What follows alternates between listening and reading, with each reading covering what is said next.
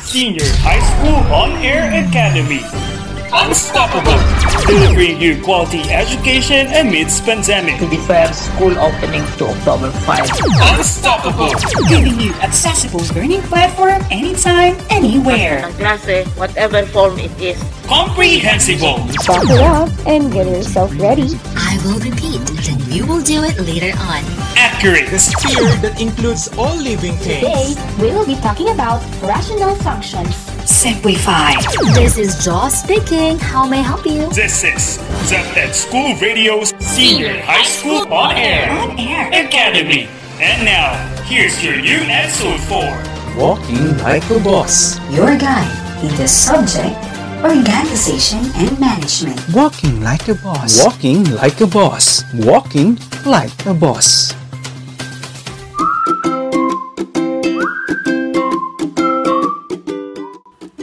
Good day, dear grade 11 ABM learners. How are you today? We are glad to be with you again for another episode of Organization and Management subject. It's been an awesome feeling and experience to be with you during our previous episode. This is Sir Jeremy Hilbaliga, your teacher on air. Come along, have fun, and be ready to listen and learn through the radio. My dear ABM learners, before we start the lesson, set yourselves to your most comfortable study place. Make sure to clearly hear this broadcast. Reminder, have a pen and notebook with you so that you can write down while listening everything deemed necessary. Prepare yourselves now. Lend me your ears for you to learn today. Learners, in our previous episode, we learned the functions and roles and skills of a manager. Do you still remember what a manager is? Do you like to be a manager someday, learners? Can you guide, lead, motivate people, and solve problems? Are you a good communicator? And most of all, are you responsible of getting the work done? Not only that, learners, you have to have the CONHE-TECH skills, the conceptual, human, and technical skills. Sounds familiar? That was the summary of your lesson during the previous episode. Now, learners, let us check if you got the correct answers in your quiz. Okay, in item number 1, the functions of a manager are planning, organizing, staffing, and controlling only. That is a myth. A manager's function is so broad that it does not only cover these 4. Number 2. A manager has no regular duties to perform. That is a myth. Number 3. The roles of a manager are interpersonal, informational, and decisional. Obviously, that is a reality. Next, item number 4. Conceptual skills are used to think about abstract and complex situations. Yes, that is a reality. Lastly, item number 5. Manager is the person responsible for planning and directing the work and taking corrective actions when necessary. It's a reality. Alright, those are the correct answers of your quiz on our second episode of Organization and Management subject. If you've got a perfect score, then you might want to be a manager someday.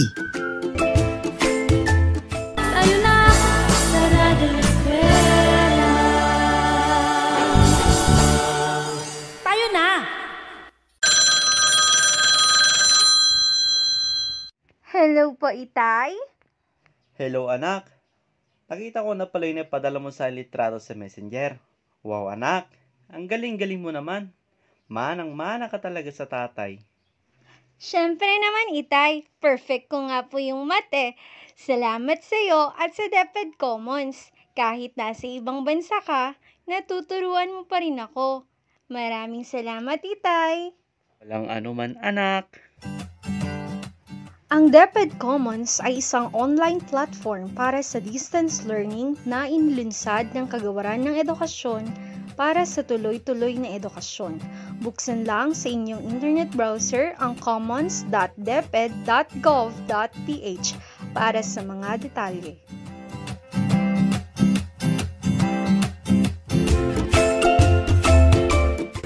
Question learners, how do managers manage a business and keep it surviving? Do you ever wonder how a business organization maintain its operations stable for long years in the industry? To answer that, let us know first what a business organization is. You might already have an idea about this, learners.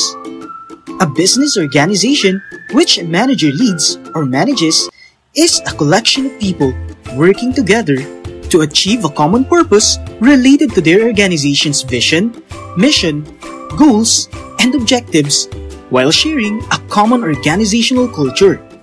How about business environment, learners? Business environment refers to the factors or elements affecting a business organization. Business environment is classified into two types: the external and the internal business environment. What are these? The external business environment refers to the forces or factors outside the organization which may affect either positively or negatively the performance of the organization. On the other hand, the internal business environment refers to the forces or factors within the organization which also may affect either positively or negatively the performance of the organization. Have you noticed the difference, learners? To have a wide understanding of these, we'll talk about the components of the business environment. The external or macro environment composes the first component, economic. This includes economic situations like inflation rates. Example of this is a sudden decrease in oil supply, which leads to increase in oil prices. Another is the interest rates. This factor is the total amount that a borrower must pay to the lender above the total amount borrowed. Another external factor is the changing option, which refers to the consumer's change in preference of goods and services. Lastly, the people's spending habits or the consumer's changing ways of spending their money on goods and services. Second external environment factor is the sociocultural. Sociocultural situations includes the customer's changing values and preference, and customs that could also affect management practices in organizations. Are you conscious of your sugar food intake, learners? If so, you are one of the Filipino customers that food companies consider and make sure that the product they offer are of lesser, if not zero, in sugar component when it comes to ingredients. And in doing so, they avoid losing you, their customer. Third external business environment component is the political-legal. This refers to situations on national or local news, international laws, and rules and regulations that influence organizational management. For example, labor laws related to preventing employers from firing their employees without due process. Fourth component of the external business environment is demographic. What is this about, learners? Demographic situations refers to the gender, age, education level, income, and even number of family members. Geographic origin or address and other factors may also influence some managerial decisions. Can you think of an example of a demographic situation? If you're in the human resource department, decisions regarding employee hiring may be affected by the organization's policy, like hiring males over married females. Why? That is to minimize payment of maternity leave benefits because women are biologically childbearers. Aha! This, I'm sure, you'll have an idea in mind, learners. Technological situations. What are these? Technological situations involves the use of varied types of electronics and advanced technology such as computers, robotics, microprocessors, and others that have revolutionized business management, e-commerce, teleconferencing, and sophisticated information systems. Okay, lastly, under the macro external business environment component is the world and ecological situations. Learners, these are situations related to global competitors and markets, as well as the nature and conditions of the natural environment. For example, as a manager of a car manufacturing company, you are to give signal on the development of vehicles that are environment friendly instead of being focused only on the speed, economy, and the design of the cars produced. Now, learners, after learning the elements of the macro, external, or the general environment of business organization, let's also talk about the micro-external or specific business environment of a business organization. A specific business environment focuses on the stakeholders, customers, suppliers, pressure groups, investors or owners, and the employees. Were these terms mentioned familiar to you? If not, let me give you an overview for each. I created an acronym for it so that we can easily remember. SCSTGIE.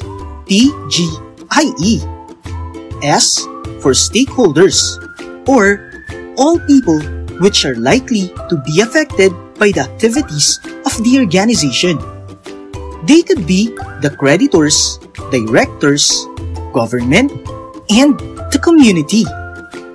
C for customers. Can you tell who customers are? Indeed, customers are those who patronize the organization's products and services. That includes you and me. It's us. Anybody could be a customer. Then we have S for suppliers. Have you noticed delivery vans with its sales agents in front of a store, learners? Those are the store's suppliers who provides them their supply orders for continuous selling operations. Okay, I hope that is clear. May I ask, to what groups you guys belong to? Aside from your peer groups or barkada, there is so-called PG or pressure groups, who are special interest groups that try to exert influence on the organization's decisions or actions. For example, the Food and Drugs Administration, or the FDA, pressures some stores to stop selling and stop importing from suppliers cosmetic products that has lead content in their ingredients. I for investors. How do they influence the organization, dear learners? Of course, the organization's investors or owners provide the company with the financial support need. Do you think the company exists without them? It cannot, because they greatly influence the organizational management from top to middle to the lower managerial decisions. Finally, we have the E, employees. You know what employees are, learners, don't you? Those who work for an employer in exchange of salaries or wages or other considerations and execute the company's strategies, which are vital in the maintenance of the company's stability, are the employees. Would you like to be one someday?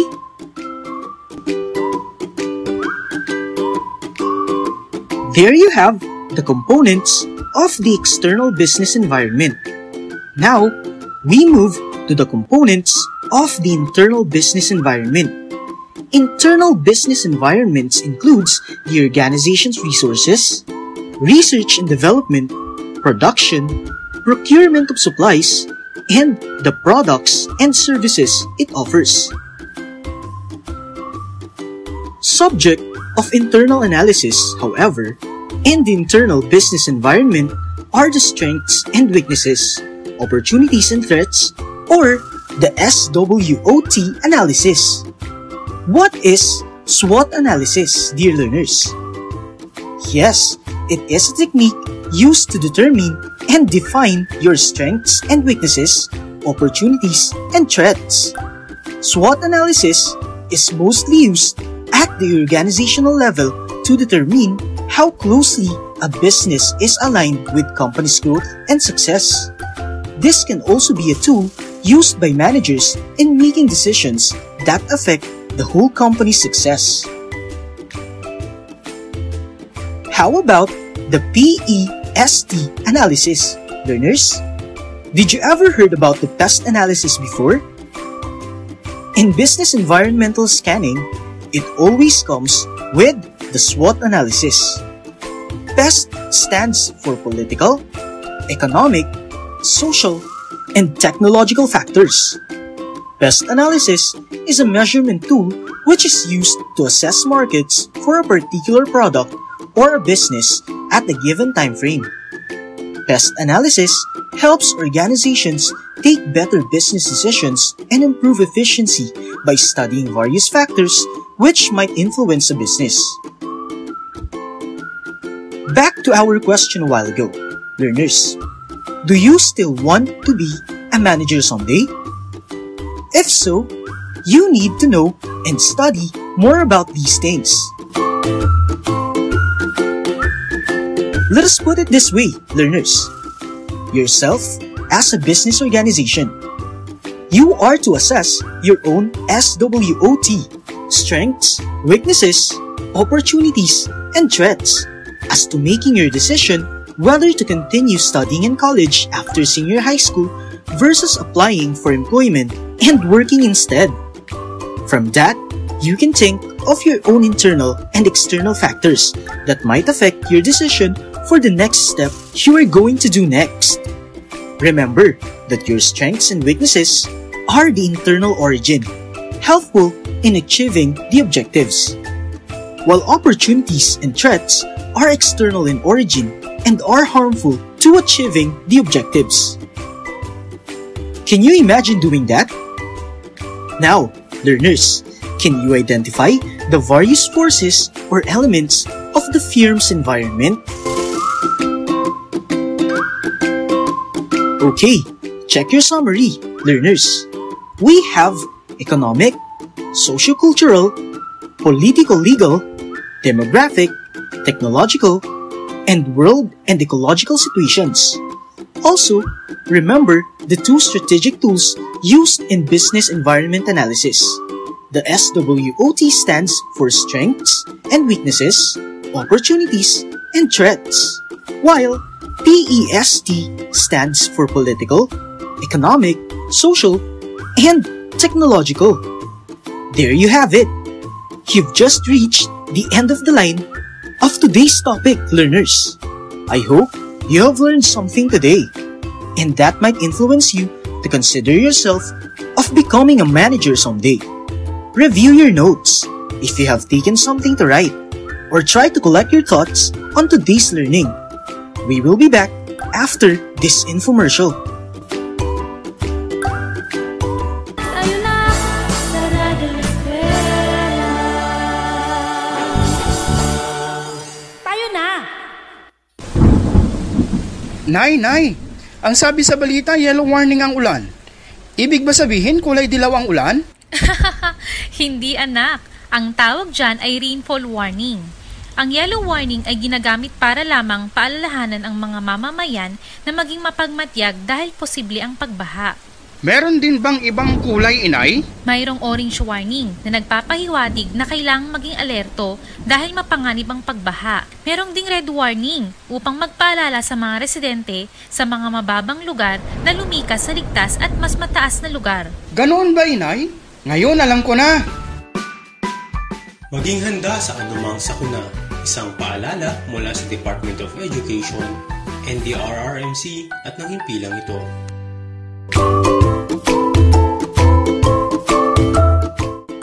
We're back, and it's quiz time, learners. Get your pen and paper as your answer sheet. Write your name, grade, and section, and the date today. Just below your name, write OM11. Lesson Episode 3. Quiz 2. Divide your paper into 4 columns. Write in the columns. Column 1, Political. Column 2, Economic. Column 3, Sociological. And Column 4, Technological. As I read words, you classify them by writing in the best column to write where it belongs to. 10 points all. Let's start. Number 1 is stability of government. I repeat, number 1, stability of government. Number 2, employment rates. Number 2, employment rates. Number 3, inflation rates. Number 3, inflation rates. Number 4, income distribution. Number 4 is income distribution. Number 5, international influence. Number 5 is international influence. Number 6, change in information technology. Number 6, change in information technology. Number 7, potential changes to legislation. Number 7, potential changes to legislation. Number 8, lifestyle factor. Number 8, lifestyle factors. Number 9, monetary policy. Number 9, monetary policy. And lastly, number 10, consumer confidence. Number 10 is consumer confidence.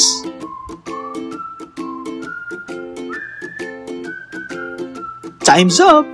Double check your answers and make sure to not leave any item unanswered.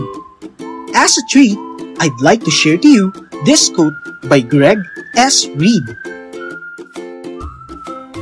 A dream written down with a date becomes a goal. A goal broken down into steps becomes a plan. A plan backed by actions makes your dream come true.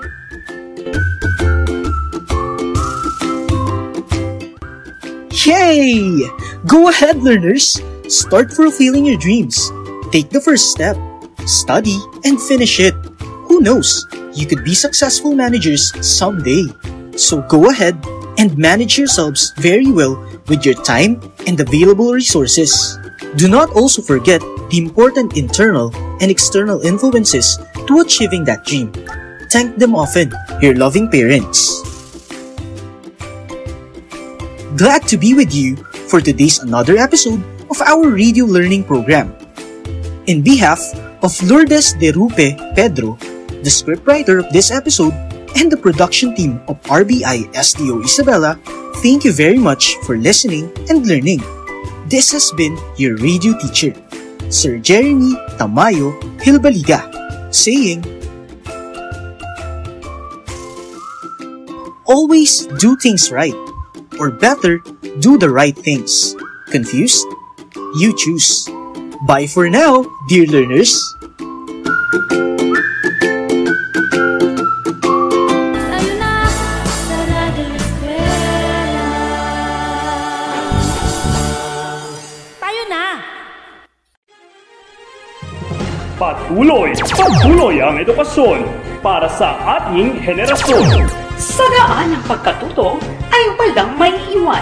Kaya halina sa Radyo Eskwela!